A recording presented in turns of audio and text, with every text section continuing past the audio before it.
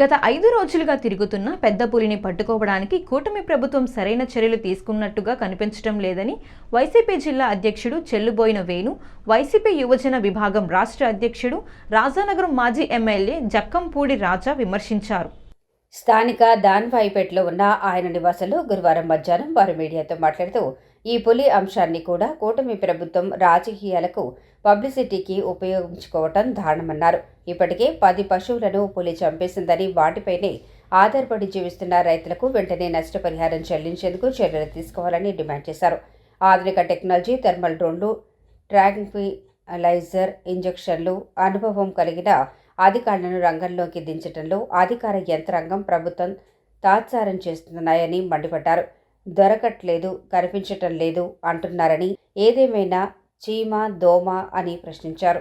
అటవీ శాఖ మంత్రిగా ఉన్న deputy CM Pawan Kalyan, CM Chandrababu, senior ప్రజాప్రతినిధులు ఎందుకు స్పందించడం లేదని నిలదీశారు.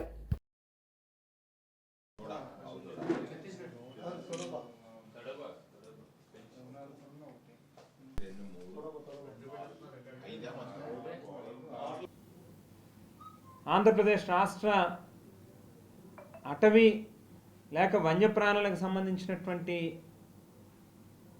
వైల్డ్ లైఫ్ దీనికి సంబంధించినటువంటి మంత్రిగా, డిప్యూటీ ముఖ్యమంత్రిగా పవన్ కళ్యాణ్ గారు ఉన్నారు. మరి వేళ రాజానగరం నియోజకవర్గం ముఖ్యంగా జనసేన పార్టీకి సంబంధించినటువంటి ప్రజాప్రతినిధి అక్కడ ఉన్నారు. మరి అటువంటిది కనీసం పవన్ కళ్యాణ్ గారు ఇప్పటిదాకా కనీసం శ్రద్ధ పెట్టలేదా? ఓ మంత్రిగా ఇంత ప్యానిక్కి గురవుతా ఉన్నటువంటి పరిస్థితిలో, ఇంత ఒక భయాందోళనకి గురవుతా ఉన్నటువంటి పరిస్థితిలో ఆయన కనీసం కమిట్మెంట్ లేదా? ఆయన కనీసం చిత్తశుద్ధి లేదా? ఏదైనా జరగరాంది జరిగితే, ఏ చిన్నపిల్లలను ఎవరినైనా ఎత్తుకెళ్ళిపోతే ఎవరు దానికి బాధ్యత వహిస్తారు? 5-6 రోజుల నుంచి మీరు పట్టుకోలేకపోతున్నారంటే అదేమైనా చీమ లేకపోతే దోమ అండి? నాకు తెలియగలుగుతాను. స్పష్టంగా మన వీడియోలో చూస్తే అంత గంభీరంగా, అంత పెద్ద ఇదిలో అవతారం కనిపిస్తూ ఉంది పులి. దాదాపు 250 కేజీలు పైన ఉంది అని చెప్తున్నారు అటవీ శాఖ అధికారులు. మరి అంత పెద్ద శరీరాన్ని అదేదో దోమ కిందో లేకపోతే ఈగ కిందో కనిపించట్లేదు, దొరకట్లేదు, ఎక్కడో దాక్కుంది అంటే ఇది కేవలం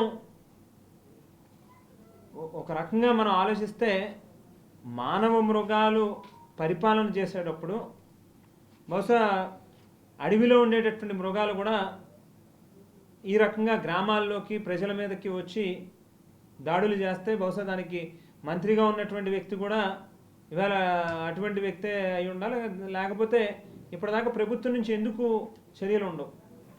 ఇప్పుడు ఏదైతే పశువులు చనిపోయాయి, గతంలో పశువులకు ఇన్సూరెన్స్ ఉండేది, ఇప్పుడు అది ఎత్తేసి ఉంటారు, మనుషులకే తగ్గించారు.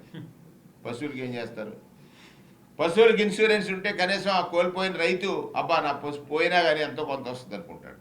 కానీ ఇక్కడ పశువులకి ఎక్స్గ్రేషియా ఇవ్వాల్సినటువంటి